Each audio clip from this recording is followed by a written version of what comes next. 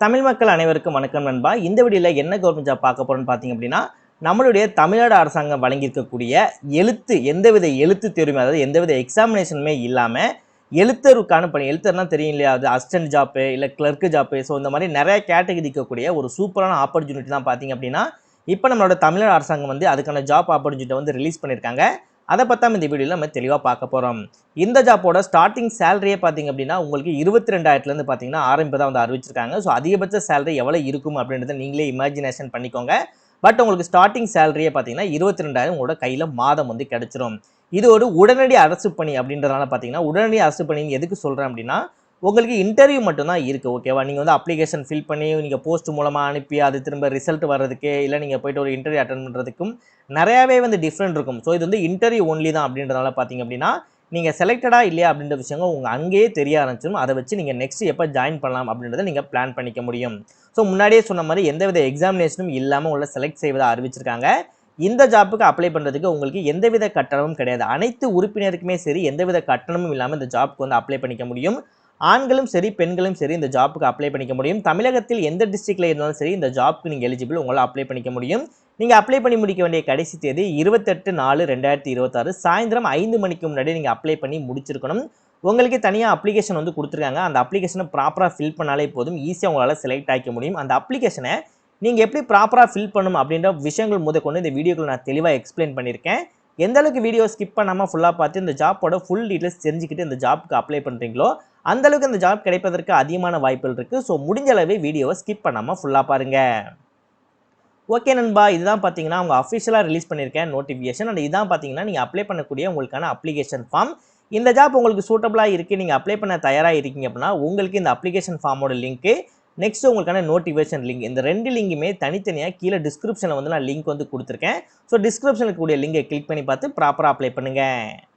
இதே மாதிரி சூப்பரான கவர்மெண்ட் ஜாப் பற்றி உங்களுக்கு உடனுக்குடனே அப்டேட் தெரிஞ்சுக்கணும், நீங்களும் ஒரு நல்ல கவர்மெண்ட் ஜாப்பில் ஜாயின் பண்ணணும், நல்ல சேலரி வாங்கணும், அதற்கு நம்ம சேனல் உங்களுக்கு ஒரு சப்போர்ட்டிவான சேனலாக இருக்குது அப்படின்னு நீங்கள் நினச்சால் மட்டும் மறக்காமல் சேனலை சப்ஸ்கிரைப் பண்ணி பக்கத்துக்கு பெல் சிம்பிள் ஐக்கனை கிளிக் பண்ணி ஆல் அப்படின்ற ஆப்ஷனை கிளிக் பண்ணிக்கோங்க.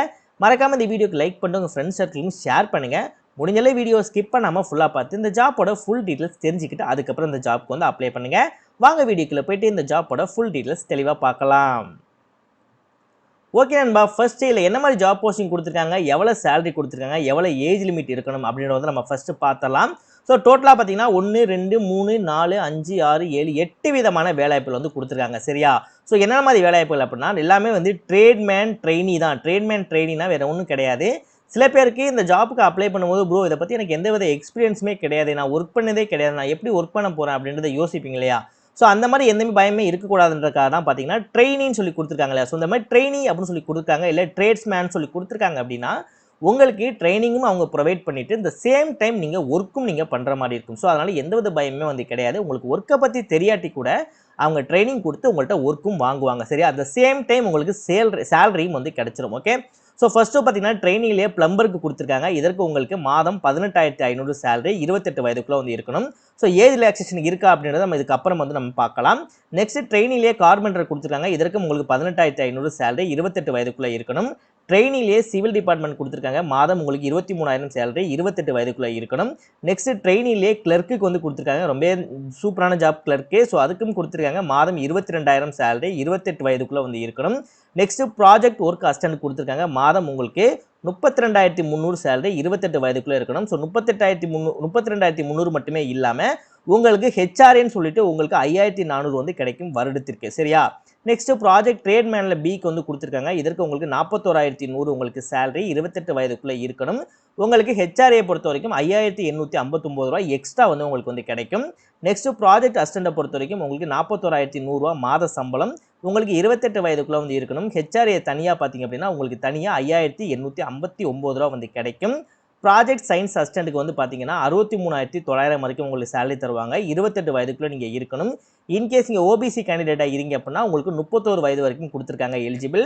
அது மட்டும் இல்லாமல் உங்களுக்கு ஹெச்ஆர்ஏ பொறுத்த வரைக்கும் தனியாக உங்களுக்கு 9,558 மாதம் கிடைக்கும். இப்போ நம்ம அப்ளிகேஷன் எப்படி ஃபில் பண்ணலாம் அப்படின்றத நம்ம பார்க்கலாம். இதில் உங்களோட ஃபோட்டோஸ் ஒட்டிடுங்க. இது 2-3 பிரிண்ட் அவுட் எடுத்துக்கோங்க. இதோட லிங்க்கும் நம்ம கீழே கொடுத்துருப்போம். Next application for the post of அப்படின்னு இருக்குல்லையா? ஸோ இதில் உங்களோட அப்ளிகேஷன் எந்த அப்ளிகேஷனில் என்ன போஸ்டிங் நம்ம அப்ளை பண்ண போகிறோமோ அந்த போஸ்டிங்கோட நேமை வந்து ப்ராப்பராக எழுதிக்கோங்க. Next advertisement number and date கேட்பாங்க. ஸோ உங்களோட மேலே ஓப்பன் பண்ணிங்கன்னா இந்த இடத்துல பாருங்கள் அட்வர்டைஸ்மெண்ட் நம்பர் அண்ட் டேட் இருக்குது தெரியுமா?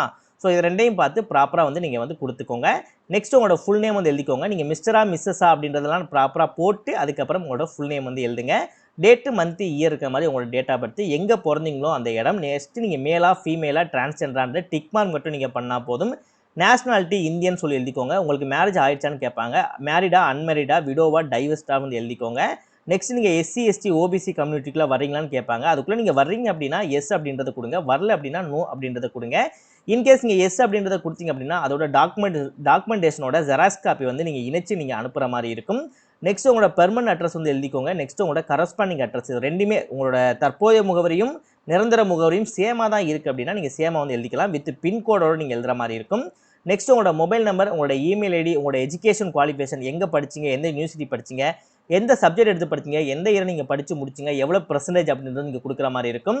நெக்ஸ்ட் நீங்கள் இதெல்லாம் வந்து காமன் தான், இதெல்லாம் வந்து விட்டுருங்க. அதாவது பப்ளிக் செக்டர் இல்லைனா செமி கவர்மெண்ட் ரிலேட்டடாக வரும். ஸோ இதெல்லாம் வந்து தேவை கிடையாது. இதை வந்து நீங்கள் விட்டுருங்க. மேக்ஸிமம் வந்து இதுக்கு வந்து யாரும் அப்ளை பண்ண இந்த இதுக்கு வந்து ஃபில் பண்ண மாட்டாங்க. சென்ட்ரல் கவர்மெண்ட் அந்த மாதிரி ஒர்க் பண்ணுறவங்க வந்து இதை ஃபில் பண்ணுவாங்க. அதை வந்து விடுங்க. நெக்ஸ்ட் உங்களுக்கு எக்ஸ்பீரியன்ஸ் இருக்கான்னு கேட்பாங்க. உங்களோட எக்ஸ்பீரியன்ஸ் வந்து எந்த கம்பெனியில் ஒர்க் பண்ணீங்க, எவ்வளோ சேலரி, அந்த மாதிரி விஷயங்கள் நீங்கள் கொடுக்குற மாதிரி இருக்கும். இன்கேஸ் எக்ஸ்பீரியன்ஸ் இல்லை அப்படின்னா அப்படியே விட்டுருங்க. நெக்ஸ்ட் இதையும் வந்து அதே மாதிரி அப்படியே வந்து விட்டுருங்க. இது ஒன்றும் வந்து பெரிய இதெல்லாம் வந்து கிடையாது. இதெல்லாம் வந்து ஸ்காலர்ஷிப்பு, அதெல்லாம் ரெஃபரன்ஸு அந்த மாதிரி கேட்பாங்க. நெக்ஸ்ட் நீங்கள் ரீட் அண்ட் ரைட் உங்களுக்கு தமிழில் இங்கிலீஷில் என்ன மாதிரி எழுத தெரியும், படிக்க தெரியும் அப்படின்ற விஷயங்கள்லாம் நீங்கள் கொடுத்துட்டு நெக்ஸ்ட் வந்து ஹவு டு சூன் ஜாயின், நீங்கள் செலக்ட் ஆகிட்டீங்கன்னா எப்போ வந்து நீங்கள் ஜாயின் பண்ணுவீங்கன்னு கேட்பாங்க. ஸோ இமிடியேட்னு சொல்லி நீங்கள் கொடுத்துக்கோங்க. ஓகே. நெக்ஸ்ட் எந்த பிளேஸ்லேருந்து அப்ளை பண்ண போகிறீங்களோ அந்த பிளேஸ், எந்த டேட்டில் அப்ளை பண்ண போகிறீங்களோ அந்த டேட்டு, இந்த இடத்துல உங்களோட சிக்னேச்சர் வந்து போட்டுக்கோங்க. அவ்வளோதான், சிம்பிள், முடிஞ்சிச்சு. இப்போ நம்ம அப்ளிகேஷன் ஃபில் பண்ணி முடிச்சாச்சு. நெக்ஸ்ட் இதில் கொடுத்துருக்கூடிய ஒவ்வொரு ஜாப்புக்கும் பார்த்தீங்கன்னா எஜுகேஷன் குவாலிஃபிகேஷன் டிஃப்ரெண்ட்டாக வந்து கொடுத்துருப்பாங்க. சின்ன ஒரு எக்ஸாம்பிளுக்கு ஃபர்ஸ்ட் ஜாப் போஸ்டிங்கை பொறுத்த வரைக்கும் பிஎஸ்சி பிஎஸ் வந்து பிசிக்ஸ் எலக்ட்ரானிக்ஸ் ஆஸ்ட்ராலஜி அது ரிலேட்டட் நீங்கள் படிச்சிருக்கணும் அப்படின்னு இருக்காங்க. ஸோ செகண்ட் ஒனுக்கும் பார்த்தீங்கன்னா கிட்டத்தட்ட அதே மாதிரி தான் கொடுத்துருக்காங்க. தேர்ட் ஒன்னை பொறுத்த வரைக்கும் நீங்கள் கிராஜுவேஷன் பண்ணியிருந்தாலே போதும், நீங்கள் டிகிரி முடிச்சிருந்தாலே போதும், 50% நீங்கள் மதிப்பெண்கள் பெற்றிருந்தாலே போதும் அப்படின்னு இருக்காங்க. நெக்ஸ்ட் நீங்கள் வந்து ஐடிஐ முடிச்சிருந்தாலே போதும், electrician fitter electronics related ITI முடிச்சிருந்தாலே போதும் இருக்காங்க.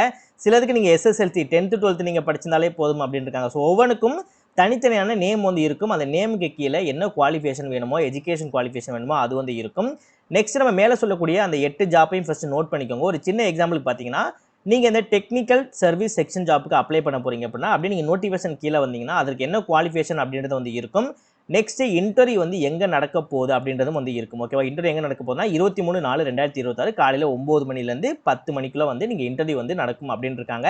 ஸோ இதெல்லாமே நீங்கள் ப்ராப்பராக செக் பண்ணிவிட்டு அதுக்கப்புறம் நீங்கள் இன்டர்வியூக்கு போனாலே போதும். ஸோ ஒவ்வொரு ஜாப்புக்குமே பார்த்தீங்க அப்படின்னா தனித்தனியான இன்டர்வியூ டேட் டைம் வந்து கொடுத்துருப்பாங்க. ஸோ ஃபர்ஸ்ட்டு நீங்கள் ஜாப்பை சூஸ் பண்ணிவிட்டு அதுக்கப்புறம் அந்த இன்டர்வியூ எங்கே நடக்க போகுது அப்படின்றத நீங்கள் தெரிஞ்சுக்கிட்டு அதுக்கப்புறம் நீங்கள் போனால் தான் உங்களுக்கு வந்து ப்ராப்பராக இருக்கும். ஸோ அதை மட்டும் நீங்கள் ப்ராப்பராக ஃபாலோ பண்ணிக்கோங்க.